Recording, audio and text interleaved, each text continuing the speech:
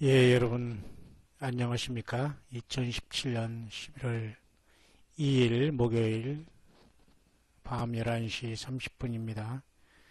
이제 30분만 있으면 또 11월 3일 금요일이 시작됩니다.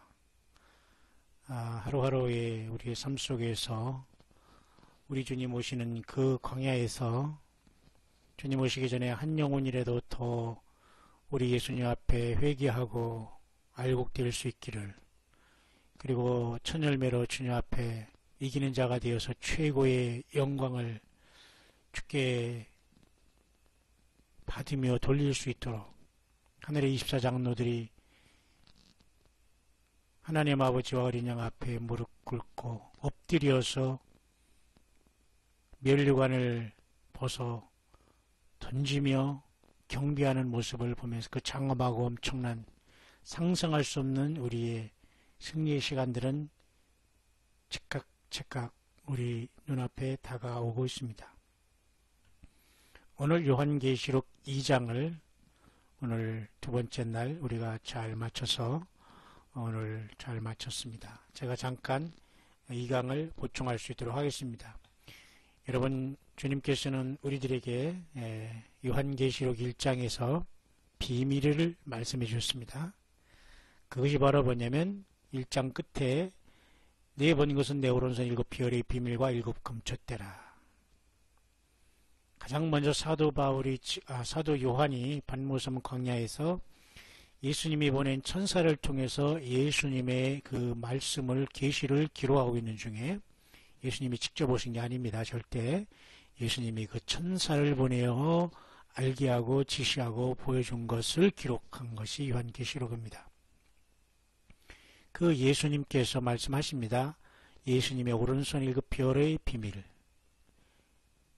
일곱 금초대의 비밀, 그것입니다.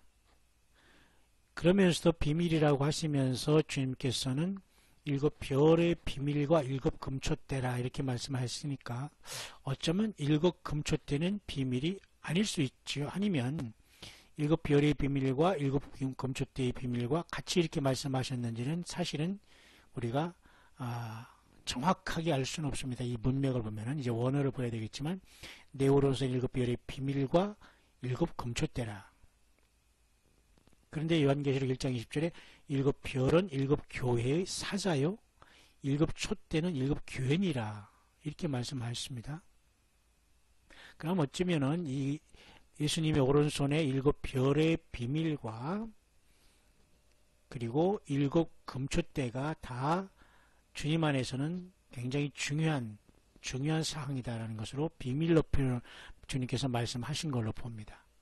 그러면서 주님은 비밀이라고 하시면서 일곱 별은 일곱 교회의 사자라고 이미 말씀해 주시고 일곱 촛대는 일곱 교회라고 말씀을 해 주셨어요. 그러니까 주님이 지금 비밀이라고 말씀하셨지만 이것은 답을 거의 큰 그 숲을 보는 숲을 보는 차원에서는 지금 그 비밀을 알려주신 거거든요. 일곱 별은 일곱 교회의 사자고 일곱 교회는 일곱 교회니라, 일곱 촛대는 일곱 교회니라 이렇게 말씀했어요.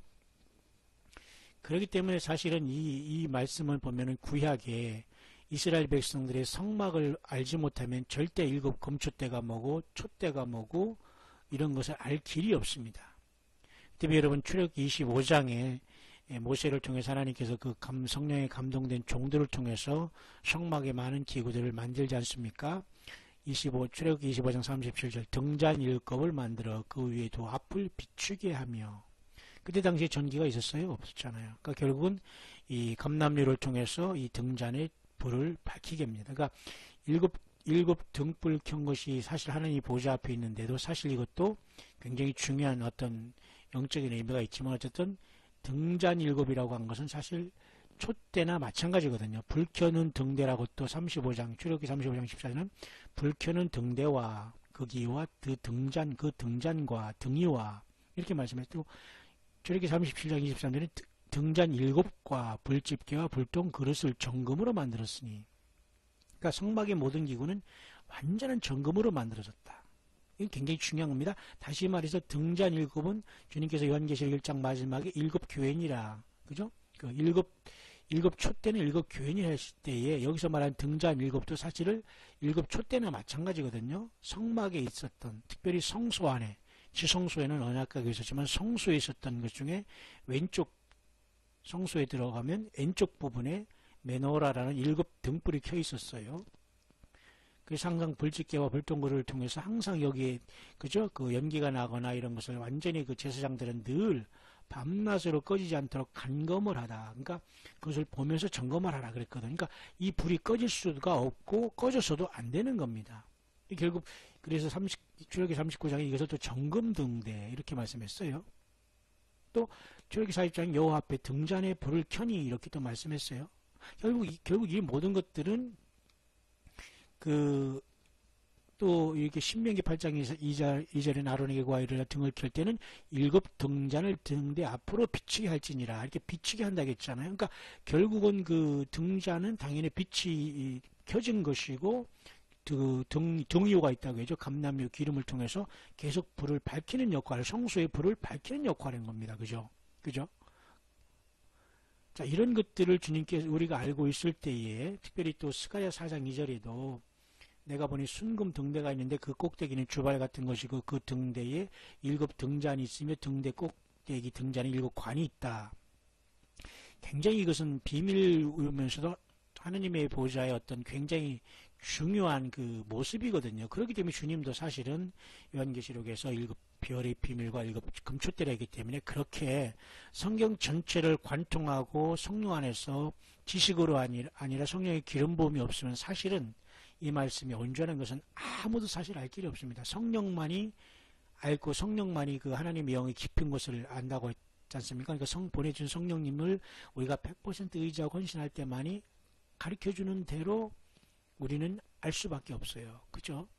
그렇기 때문에 우리가 요한계시록 바로 2장에 들어가서는 바로 교회가 시작됩니다. 그래서 2장에서는 에베소서, 서머나, 그 다음에 버가모, 그 다음에 그죠? 조아디라이 4개 교회가 이 2장에 나와 있지 않습니까? 그래서 이 주님께서는 이 교회들이 주님이 보기에는 사실은 금촛대라는 표현을 주셨어요. 구약에는 그냥 일곱 등잔 또는 등불 이렇게 했지만 촛대라는데 여기서 금이라는 표현을 썼습니다. 금이라는 것은 사실은 그 요한계시록 3장에 가니까 이 라오디게아 교회에게 주님이 이렇게 했어요. 내게 불로 연단한 금을 사서 부유하게 해라. 그러니까 주님은 사실은 금을 파시는 분이네요. 맞죠?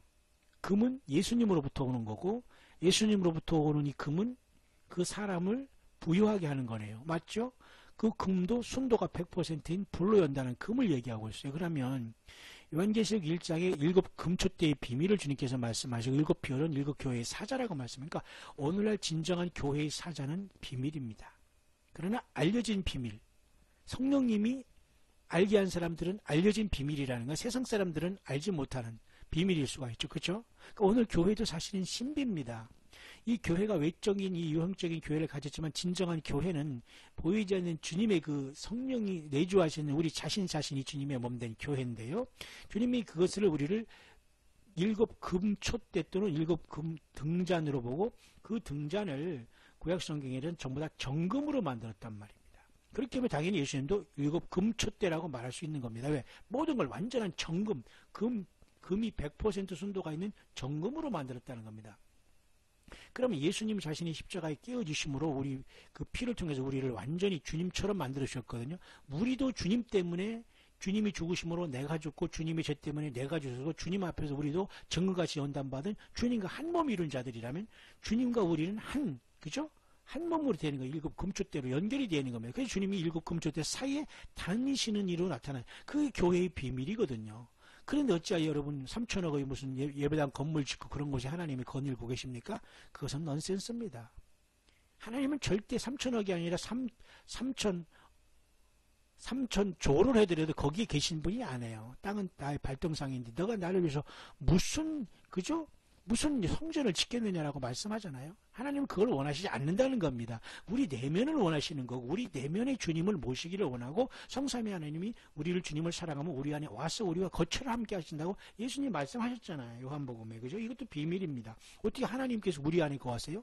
그것이 신비로운 겁니다. 주님과 그리스도의 연합이. 그래서 바울사도 이걸 굉장한 신비한 결혼의 그 비밀을 통해서 예수님과 오늘 인생 구원받은 우리 예수님과 우리들이 그 연합의 비밀을 그래도 인간에게 결혼의 비밀같이 해설할 수 있는 것이 없어서 그걸 가지고 그리스도와 연합의 비밀을 에베소동의 사도 바울이 설명한 것입니다. 그래서 급하게 2장 3장은 일곱 교회가 등장하는 겁니다. 이 모든 것은 사실은 일곱 금초대예요. 그러니까 모든 교회가 지금 싸우고 이기는 자가 되라는 것은 하나님께서 이렇게 전쟁을 붙여주신 겁니다. 주님이 대신 이겨주시는 게 아니에요. 십자가에 모든 피를 흘려주시고 말씀을 주시고 성령을 보내주셨기 때문에 우리 이기는 것은 우리가 그 주님을 의지해서 철저히 이기는 자가 되는 거예요. 그래서 로봇이 아니에요. 우리는 자유의지가 있고 이기기 싫으면 질 수도 있고 이기기 싫으면 제가 스스로 surrender all 해가지고 항복하는 거예요. 누구한테? 마귀에게. 세상으로 나가서 그 달콤한 그걸 먹으면서 그 짧은 인생을 살다가 지옥에 떨어지는 겁니다. 말을 제가 너무 심하게 합니까? 아니에요. 성경의 핵심은 그렇게 번떡번떡하게 말을 합니다. 정신 번쩍번쩍 나게. 하나님의 말씀을 들으면서도 육신적으로 하루 종일 일하는 분들은 졸리지만 그 외에 우리가 멀쩡한 사람이 존다는 것은 영적으로 그것은 나 해가지고 나병이 걸린 거나 사실 마찬가지예요. 한센시 병이라고 하죠. 영적인 나병을 얘기하는 거예요. 육신적인 병을 우리가 폄하하는 것이 아니라. 그러면 그래서 일곱 금초 때는 중요하기 때문에 계시록 2장에서 오늘 제가 4개의 교회를 말씀한 겁니다. 자세히 할 수 있는 시간이 없습니다. 왜냐하면 하나님의 말씀은 계속 돌아가야 되고 한 구절 가지고 계속 머물 수가 없고 숲을 전체를 봐야 되기 때문에 이번은 무조건 하루에 한 장씩 지나가기 때문에 오늘 제가 전체적인 것을 아주 중요한 것들을 많이 제가 역사적으로나 또 성막에 관한 것, 십자가에 관한 것, 그리고 하나님 보좌를 다 연결해서 제가 2장에서 2강을 통해서 말씀을 오늘은 제가 하면서 오늘 이렇게 밤 12시가 다 되면서 잠깐 보충 설명을 하나 더 올리고 오늘을 이제 묵상을 마치고자 하려고 하는 겁니다. 그래서 일곱 금초대라는 것은 바로 모든 교회를 얘기하는 것이지 어느 교회 하나가 썩은 교회가 있다거나 어느 교회 하나가 그 지옥으로 갈 교회가 결정됐다거나 이게 말이야. 교회 자체는 예수님의 교회잖아요. 근데 에베소 교회에서는 말이죠. 자칭 사도로 하는 자들이 있었는데 이 자들은 거짓된 자들이었어요. 결국은 이 자들은 자칭 스스로가 지가 사도고 지가 선지자고 지가 주의 종이지만 결국은 이가 스스로 지가 자칭이라고 하는 거예요. 그리고 사탄 마귀가 미혹하면서 스스로 이걸 자기가 사도인 줄 선지자처럼 착각하게 만든 그 자들이 에베소 교회에 있었는데 이것들을 드러내버렸어요. 그죠? 이걸 잘했다고 주님이 칭찬하는 겁니다. 그죠? 뿐만 아니라 여러분 서머나 교회에서도 자칭 그때는 에베소 교회에서는 자칭 사도라는 종들이 이렇게 가짜 종이 있었고 서머나 교회는 가짜 교인들이 있었다는 겁니다. 쉽게 말해서 그건 다 이것들을 이겼어요. 그래서 자칭 유대인이라는 회방도 하지만 주님 보기에 그들은 사탄의 회라고 말씀했어요. 에베소 교회 자칭 사도는 결국 그는 거짓된 것을 내가 잘 드러냈다. 그것은 거짓말하는 자고 그건 사도가 아니다. 그건 선지자가 아니다. 응? 쉽게 말해서 주의 종이 아니다. 그걸 드러낸 교회가 에베소 교회입니다. 다만 그런 건 모든 거 다 잘했다. 그러나 너가 니골라 대왕교회를 미워한다. 그것도 잘했다. 그러나 너는 처음 사랑만 회복하면 된다 그래요. 왜냐면 예수님 때문에 참고 견뎠고 게으르지 않고 열심히 주님을 섬겨왔거든요. 그래서 이 모두가 사실은 금초대 교회가 예수님의 피로써 그 구속함을 받은 교회 7개 모든 교회가 사실 금초대로서 반짝반짝 주의 말씀으로 예수님 자신이 빛 대신 예수님으로 이 세상에서 타고 있는 겁니다. 빛을 내고 있는 겁니다. 정금으로 예수님 때문에 예수님의 공로에 의지해서 내가 십자가에 못 박히지 않는데 예수님 때문에 내가 내 죄 때문에 주님이 박은 십자가에 못 박은 것처럼 내가 죽어서 주님과 같이 내가 정금화돼 가지고 금초대가 돼서 살아가고 있기 때문에 주님은 끝까지 이기라고 하는 거예요. 왜? 지면 결국 금초대로 주님이 그걸 할수 있지만 주님께서 우리를 구속했지만 어떻게 해요? 예. 생명책에서 이름이 지워지죠? 이제 3장에 가면 사대교회.